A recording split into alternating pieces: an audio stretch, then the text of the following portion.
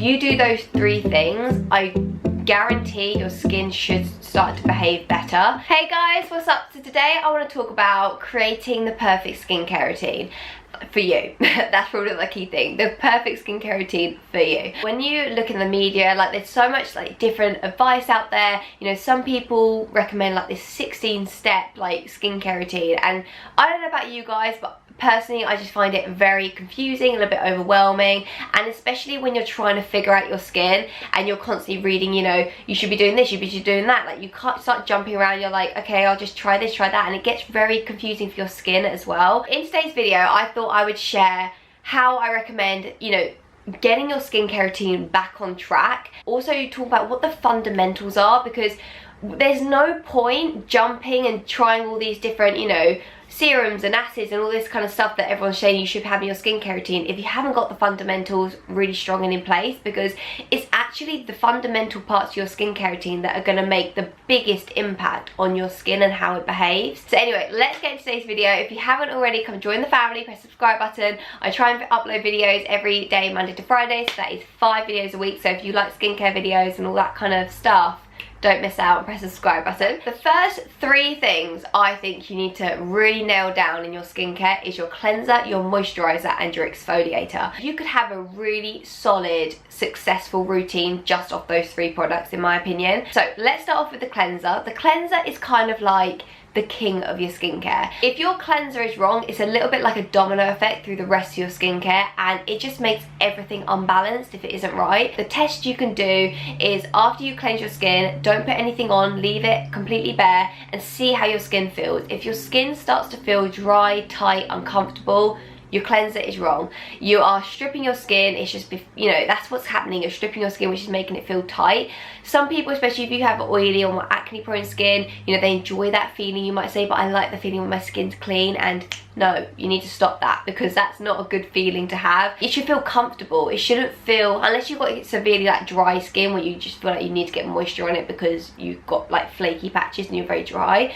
In general, when you wash your cleanser off, you should feel quite comfortable. In terms of types of cleansers, I have actually done a whole video on how to find the right cleanser for your skin type, so if you want to go a bit more in depth with this step, I'll leave that video listed below.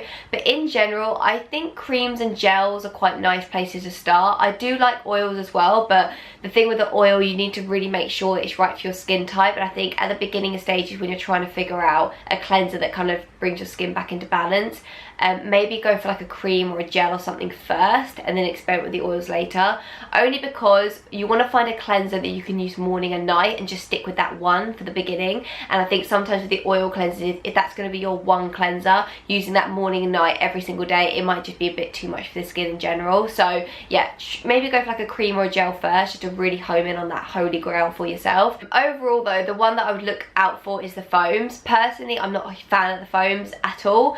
I even have more oily combination skin, I still just don't like them. I find them so stripping. They are the ones that really strip the skin, because the agent that makes a cleanser bubble is a stripping agent. So yeah, just be careful with those and maybe just try different consistencies, see how you like it. Also, when it comes to cleansers, I personally would leave out the acids. I would just go for something that's just simple, gentle and effective and does the job. When it comes to acids, I just feel like they can just be overused when they're in things like cleansers or even moisturizers as well, because like I said, you might be using these products, you know, morning and night, so that's twice a day, and if you've got acids in these products, like it can just become too much for the skin. The skin can become more sensitized, and also it can be problematic for some people. So personally, I would skip out of these steps, and I always recommend putting your acids in a step which you can choose, you know, which nights you want to use it. The next thing is the moisturizer. So this just comes down to skin type. Again, go for something simple, gentle and effective. You just want something that is works with your skin type and moisturizes your skin. I wouldn't go too fancy with this step. When it comes to skin type, this is just obviously going to go with consistency. So if you have more oily, acne prone skin,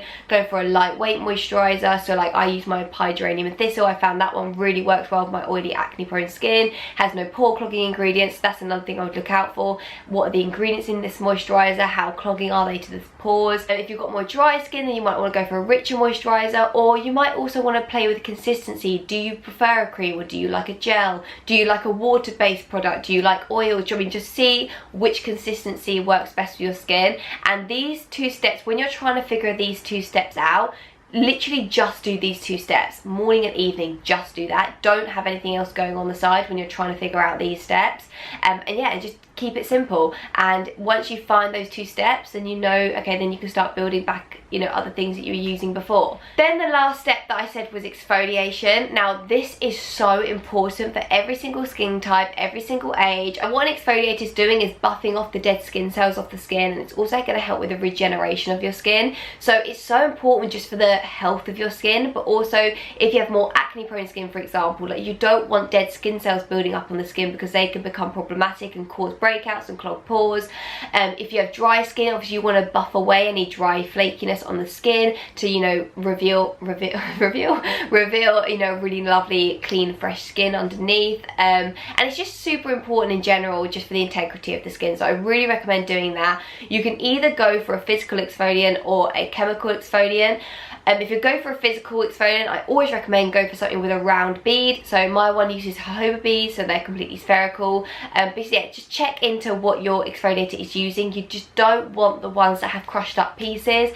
I'm not a fan of like walnut pieces, you know, crushed up apricot stuff, like anything like that. It's just no go, because those tiny pieces, although you can't see it, they actually have ragged edges. So when you exfoliate on the skin, they can make micro tears in the skin and actually damage and irritate the skin. So you want to go for something that's round, that when you go like over the skin, it rolls and it just buffs everything away. So it's going to be so much more gentle for your skin and not irritate it, but also it isn't gonna, you know, if you've got acne and you've got something that's making micro tears, that could spread bacteria, and you definitely don't want that. The other thing as well is I'd also, again with the foaming cleanser thing, check out what kind of consistency it is. I wouldn't go for one that has that kind of lathering motion to it, because again, when you wash off the exfoliator, it might strip off the skin as well. So go for something super gentle. My holy grail exfoliator is the Kikuyu and jojoba bead exfoliator. I absolutely love it. I honestly feel like I will purchase that for the rest of my life. I love it that much. Other option you've got with exfoliators is an acid or like a, you know, a chemical exfoliator.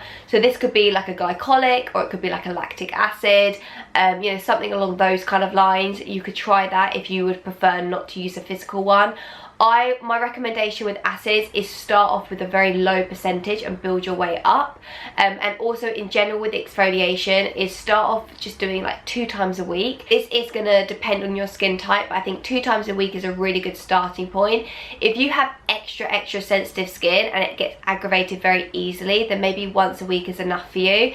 If you have extremely oily, acne prone skin, then maybe might want to up that to 3 times a week. But in general, 2 times a week is a really good starting point, and that goes the same for the acid and for the physical exfoliant. So yeah, personally I would just choose one over the other at the beginning stages, just to really home in on these core 3 products, and then once you've got them right, you can start experimenting and maybe, you know, switching from a physical to a chemical or something like that. I don't know, but yeah, that's my recommendation with the first 3. If there's anything you do with your skincare, make sure those 3 things are in place and you are not, like with the exfoliator, not overusing your exfoliator, and just make sure that those 3 things are in balance and right for your skincare. If you do those 3 things, I guarantee your skin should start to behave better. So once you've got these 3 things in place, then we can start building upon some of the extra steps in the skincare. So like for example the toner. Now what a toner does is it corrects the pH of the skin, so that is really important for the skin. So you might want to add in that after your cleanser, so you cleanse, tone, moisturize in the morning and night. The other things you could do is your serums. Now your serums, look to these as your like targeted products. So for example, if you feel like you're really dehydrated, you might go for like a hydration serum, or if you've got breakouts, you might go for a serum which has, you know, more actives which are curated towards acne and breakouts.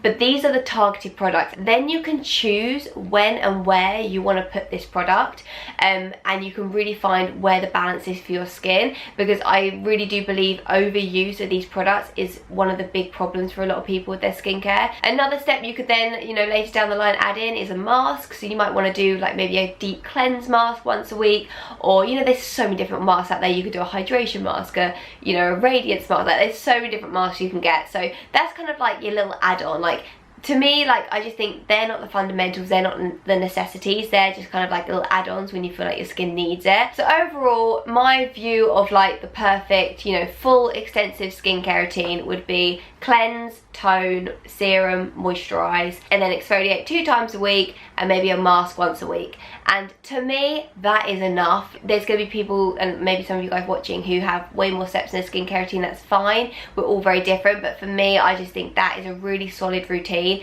I mean, personally, I don't even use a serum, so my routine's actually cleanse, tone, moisturize, exfoliate 2 times a week or 3 times a week. And actually, some of my exfoliants are masks, so I kind of put those 2 steps in one. So for me, I just personally think less is more with skincare, especially if you have sensitive skin or very problematic skin. I do think less is more, because this 16-step routine stuff, like, if you have problematic skin, then I just think you're asking kind of for trouble, because you don't know what's right for your skin. It kind of becomes so confusing. So if you have problematic skin, you just want to get it back to the basics and the fundamentals, and this is personally what I think the fundamentals are. Yeah, let me know your thoughts on this video down below. Thank you guys so much for watching. Like I said at the beginning of the video, if you haven't already, I'd love to have you part of the team, so press the subscribe button and give this video a thumbs up as well, actually, if you enjoyed it, because that helps me out so much. If you're right now, I'll put my video on how to figure out if your cleanser is right for your skin, if you want to go check that out. Anyway, have a wonderful day, guys, and I'll see you in my next video. Mwah. Bye.